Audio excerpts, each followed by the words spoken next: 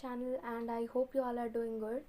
So I'm so sorry for the late updates, but by seeing the title I hope you got to know the topic of today's. So let's start. It's about nervous system.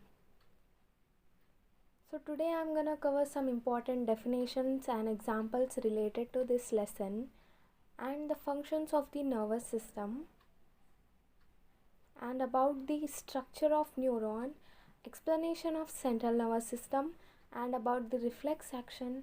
And at the end of this video we are going to discuss some important questions, so stay tuned for that. So let's start. In class 7th you were exposed to the two main parts of the nervous system, namely the brain and the spinal cord. Let us now learn about these aspects in greater details. Okay.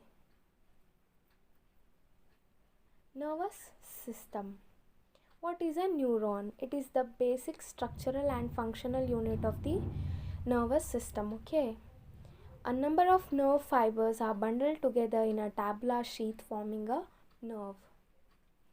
Structure of nerve.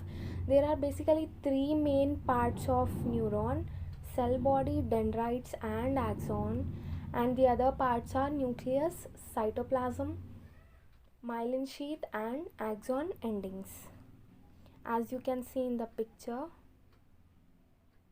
So basically, what is a nerve? A number of nerve fibers are bundled together in a tabular sheath forming a nerve. There are three types of nerves. Sensory nerves. These nerves brings the impulse from the sense organs to the brain. Example, optic nerve of the eyes. Motor nerves, which carries the impulse from the brain to the muscles or glands. Examples, nerves to the muscles of the eyeball.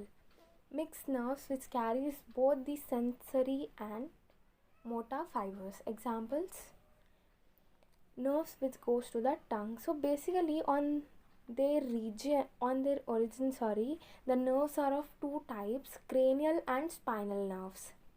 Nervous system of humans. There are two nervous systems, central and peripheral, but in today's video I'm just gonna cover the central nervous system.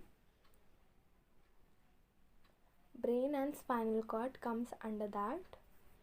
So let's move to the brain. It is the main control center of the nervous system. It is consist of three main parts: cerebrum, cerebellum and medulla oblongata. As you can see in the picture, and you can get the clear idea about what I am saying. First is cerebrum. It is the uppermost and the largest part of the brain.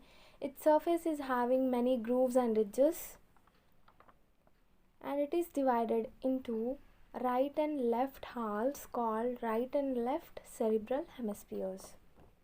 Okay.